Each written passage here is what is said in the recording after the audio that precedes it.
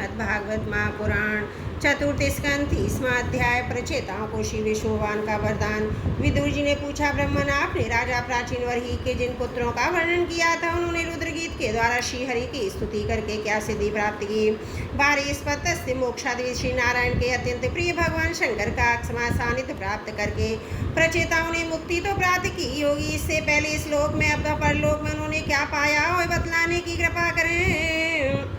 श्री मैत्री जी ने कहा, विदुर जी, पिता के आज्ञाकारी प्रचेताओं ने समुद्र के अंदर खड़े रहकर रुद्रगीत के जप रूपी यज्ञ और तपस्या के द्वारा समस्त शरीरों के उत्पादक भगवान श्री हरि को प्रसन्न कर लिया।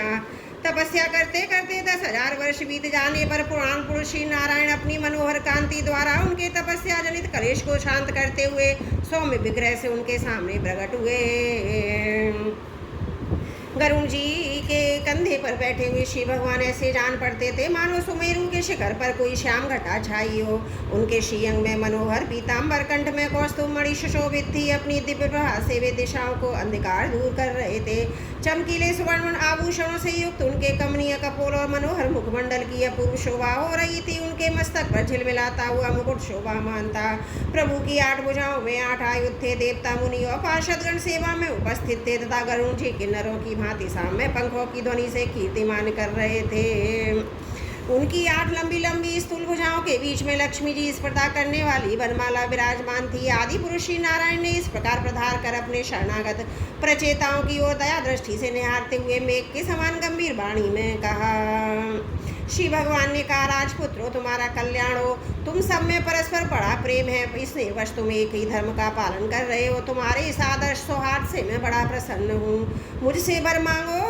जो पुरुष सायकाल के समय प्रतिदिन तुम्हारा स्मरण करेगा उसका अपने भाइयों में अपने ही समान प्रेम होगा तथा समस्त जीवों के प्रति मित्रता का भाव हो जाएगा। जो लोग सायकाल और प्रातःकाल एकाग्र से रुद्र गीत द्वारा मेरी स्तुति करेंगे उनको मैं अभिष्ट वर और शुद्ध बुद्धि प्रदान करूँगा।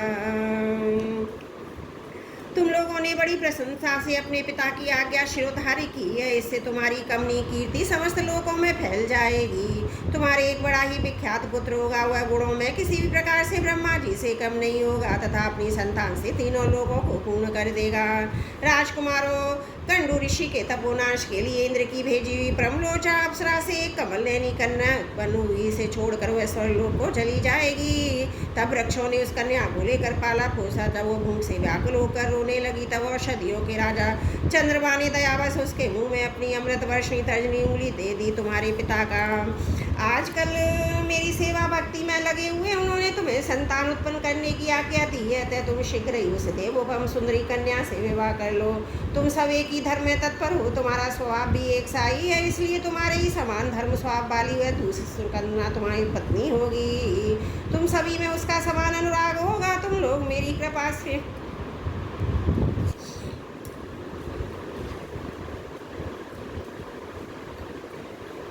मेरी कृपा से 10 लाख दिव्य वर्षों तक पूर्ण बलवान रहकर अनेकों प्रकार के पार्थिव दिव्य भोग भोगेंगे। अंत में मेरी अविचल भक्ति से हृदय का समस्त वासना रूप मल दग्ध ही जाने पर तुम लोगों परलोक के नरक तुल्य भोगों से उपराम होकर मेरे परम धाम को जाओगे।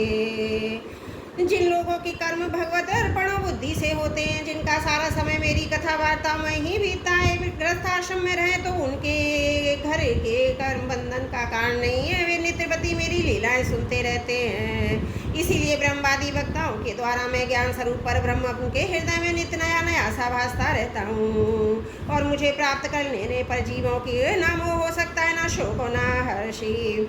श्री मैत्री जी कहते, भगवान के दर्शनों से प्रचेताओं का रजोगुण तमोगुण मल नष्ट हो चुका था।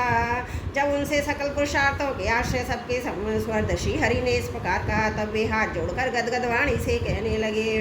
प्रचेताओं ने कहा, प्रभु आप भक्तों के कलेश दूर करने वाले हैं। हम आपको नमस्कार करते हैं। वेद आपके उदार गुणों और नामों का निरूपण करते हैं। आपका वेग मनोवाणी के वेग से बढ़कर है तथा आपका स्वरूप सभी इंद्रियों की गति से परे। हम आपको बार बार नमस्कार करते हैं। आप अपने स्वरूप में स्थित रहने के कारण नित्य शुद्ध और शांत है। मन रूप निवृत्ति के कारण हमें आप में मिथ्याद्वैत भास रहा है।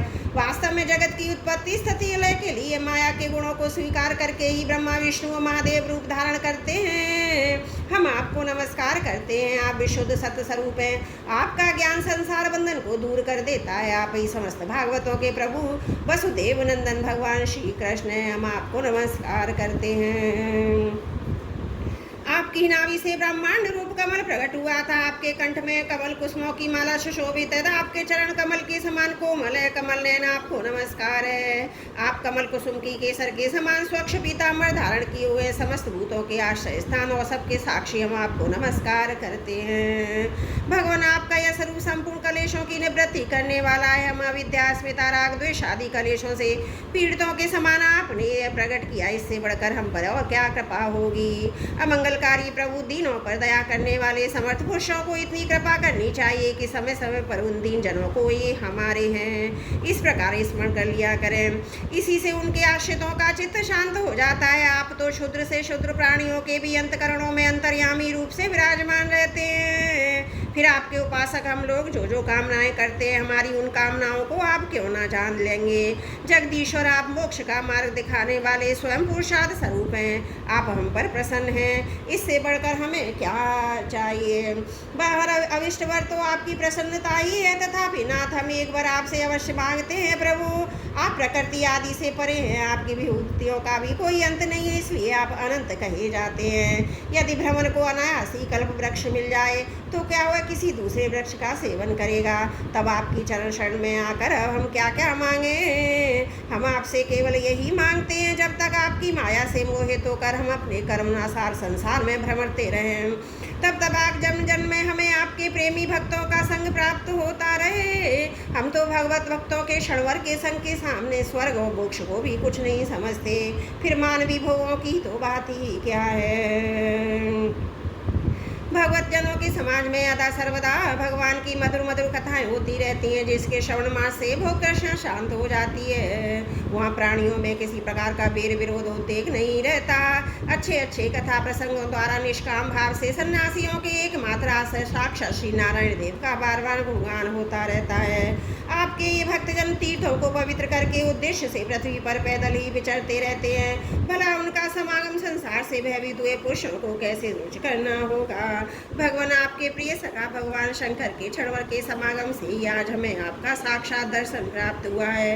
आप जन्म रूप दुसाय दो के श्रेष्ठतम वेद थे, अतः हमने आपका ही आश्रय लिया है प्रभु। हमने समाहित चित्त से जो कुछ अध्ययन किया, निरंतर सेवा शुश्रूषा करके गुरु ब्राह्मण और वृद्धजनों को प्रसन्न किया है। दोष बुद्धि त्याग कर श्रेष्ठ पुरुष सुहृदगण बंधु वर्ग एवं समस्त प्राणियों की वंदना की है, और अन्नादि को त्याग कर दीर्घ काल तक जल में खड़े रहकर तपस्या की है, तब वह सब आप सर्वव्यापक पुरुषोत्तम के संतोष का कारण हो। यही वर मांगते हैं स्वामी, ने आपकी महिमा का पार न पाकर भी स्वावहम मनु स्वयं ब्रह्मा जी भगवान शंकर तथा तप और ज्ञान से शुद्ध चित्त होते हुए पुरुष निरंतर आपकी स्तुति करते रहते हैं। अतः हम भी अपनी बुद्धि के अनुसार आपका यशोगान करते हैं।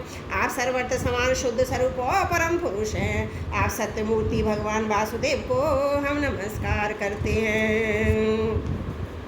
श्री मैत्री जी कहते हैं, विदुर जी, प्रचेताओं की इस प्रकार स्तुति करने पर शरणागत वत्सल श्री भगवान ने प्रसन्न होकर कहा, तथास्तु। अप्रतिहत प्रभाव श्री हरि की मधुर मूर्ति के दर्शनों से अभी प्रचेताओं के नेत्र तृप्त नहीं हुए थे, इसलिए वे उन्हें जाने नहीं देना चाहते थे, तथापि वे अपने परम धाम को चले गए। इसके पश्चात प्रचेताओं ने समुद्र के जल से बाहर निकल कर देखा कि सारी पृथ्वी को ऊंचे ऊंचे वृक्षों ने ढक लिया है, जो मानव स्वर्ग का मार्ग रोकने के लिए ही इतने बढ़ गए थे। यह देखकर वे वृक्षों पर कड़े कुपित हुए। तब उन्होंने पृथ्वी को वृक्ष लता आदि से रहित कर देने के लिए अपने मुख से प्रचंड वायु अग्नि को छोड़ा, जैसे काल अग्नि रुद्र प्रयाग काल में वह। अतः ब्रह्मा जी ने कहा, सारे वृक्षों को भस्म कर रहे हैं। तभी वहाँ आए प्राचीन वरी के पुत्रों को उन्होंने युक्ति पूर्वक समझाकर शांत किया। फिर जो कुछ वृक्ष वहाँ बचे थे, उन्होंने डरकर ब्रह्मा जी के कहने से कन्या लाकर प्रचेताओं की दी। प्रचेताओं ने भी ब्रह्मा जी के आदेश से उस मरीषा नाम की कन्या से विवाह कर लिया।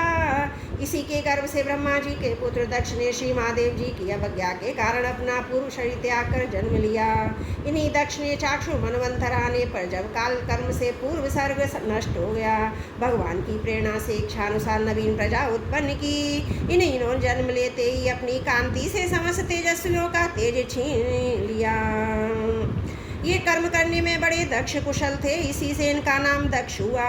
इन्हें ब्रह्मा जी ने प्रजापतियों के नायक के पद पर अभिषिक्त कर षष्ठी की रक्षा के लिए नियुक्त किया और इन्होंने मरीचि और दूसरे प्रजापतियों को अपने अपने कर्म नियुक्त किए। बोलो भागवत भगवान की जय। चतुर्थ स्कंद 30वां अध्याय समाप्त। त्रुटियों के लिए क्षमा प्रार्थी हूँ।